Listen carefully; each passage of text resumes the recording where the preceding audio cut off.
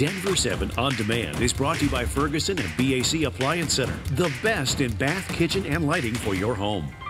And good morning to you. I'm Brian Sanders. And I'm Molly Hendrickson. Here's the latest from Denver 7.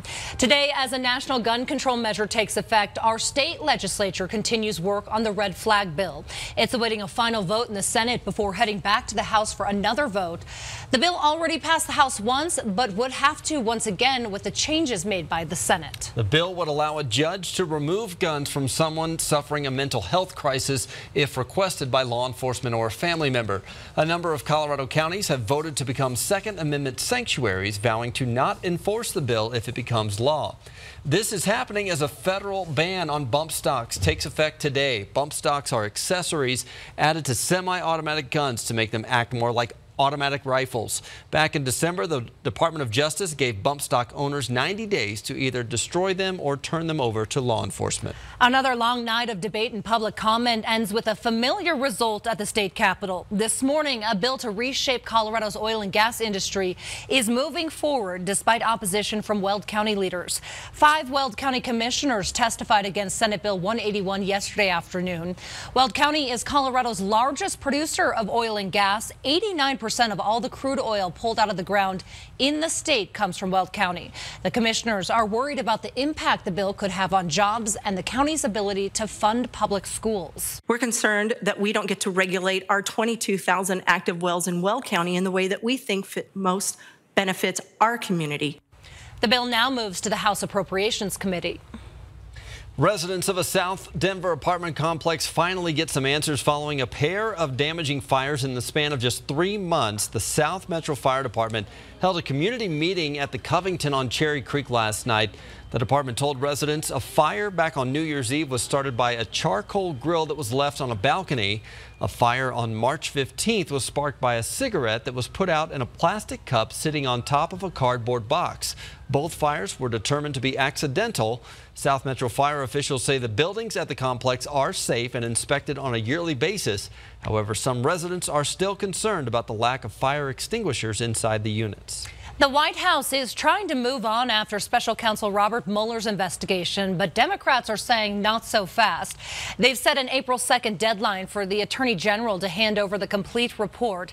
So far, all we know comes from a 4-page synopsis the Attorney General gave to Congress on Sunday. Democratic leaders feel that summary is not objective, largely due to what they say is Barr's public bias against special counsel's investigation. President Trump says it's up to Barr to decide whether or not to release that report. Our Colorado is full of pioneers, and one woman is leading the way in the warehouse delivery business. It's called Symbia Logistics. You could call it the mom and pop shop alternative to Amazon. CEO Megan Smith says she likes to view herself as a compliment to Amazon and more white glove service than those that don't fit the Amazon box. Smith says the company works directly with local Colorado companies and can customize orders. And since March is Women's Month, Smith is set apart because she's not only a pioneer in the business, but for women in a male-dominated industry. Actually went to the University of Denver, so I consider myself a pioneer anyways, and I think that Denver has a lot of opportunity for more pioneering women. Smith says the company has about 1,300 employees, including 300 here in Colorado. Time is running out for you to experience a true taste of our Colorado. Tomorrow, the Snarfs Sandwiches location on Pearl Street in Boulder closes its doors for the last time to make way for new development. The building is being taken down so that 17 new townhomes can be built on the land it sits on. Ironically enough, Snarfs has already been down this road before. It had to move from its original flagship location more than a decade ago. Definitely a sign of what's making money here in Boulder, I think. You know, especially in this downtown area, we want more condos right now, not so much more sandwich shops. The owner and employees insist they will find another new home for the restaurant. Tomorrow's final day will also be a charity fundraiser for the Attention House, which serves homeless and at-risk youth in Boulder County. The Colorado Buffs are making some big noise in the NIT basketball tournament. The team dominated 8th-seeded Norfolk State in Boulder last night to advance to the quarterfinals, but they don't have too long to celebrate the victory. They have to travel to Austin to take on 2nd-seeded Texas. That game tips off at 7 o'clock tomorrow night. Well, for only the second time in history, we have a female winner of the McDonald's All-American Powerade Jam Fest. This is impressive to say the least. Regis Jesuit High School's Fran Belibi topping all the boys in the field to take home the dunk title. This wasn't even close either. She got nothing but 10s on all 3 of her dunks to win the title. The 6'1" senior threw it down a reverse dunk, then another off the backboard, and finally she soared over a teammate to throw it down. After her win, she thanked her fellow All-Americans for their support. My teammates are great out there. They're really cheering me on, and it's just great to win this. How much did you feed off the crowd's energy? You had the miss, and you came back with a big-time make. Yeah, it was nice to know that the crowd was behind me on this one, and so thank you, everyone, and I really appreciate it. Awesome stuff there. Denver 7's Allison Mastrangelo recently sat down with her. You can watch that entire report right now on thedenverchannel.com. All right, let's head over to Lisa for a check of our beautiful forecast. Yeah, I'm excited about this one. It's going to be a beautiful couple of days. Right now, we've got a little cloud cover, some high clouds streaming in this morning.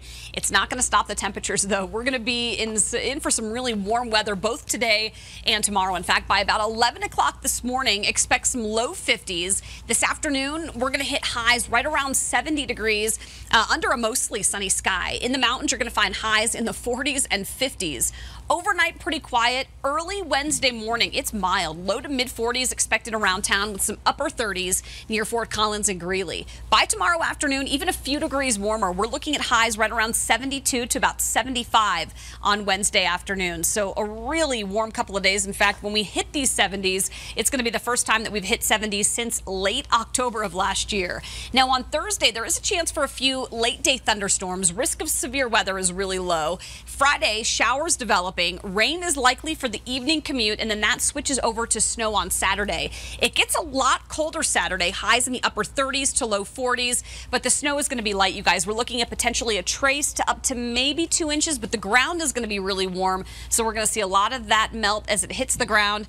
But enjoy the next couple of days because more snow for the weekend. Yes, outdoor concert season is also approaching. Red Rocks is preparing for a busy summer, even with more big names announced to their lineup. Yeah, a week after announcing a Dave Chappelle, Jon Stewart double bill, the venue has booked 2 guaranteed crowd pleasers. That is for sure. The big one here, June 24th, Stevie Wonder plays his first ever concert at Red Rocks. And then in August, Lionel Richie takes a break from American Idol to remind Morrison he knows a thing or two about making a hit song. Tickets for both shows go on sale this Friday. I'm sure they will sell out quickly. Well, this has been your Denver 7 On Demand update. Thanks for joining us. Check back here a little later tonight for another update and download the Denver 7 app for breaking news and alerts. Have a great day.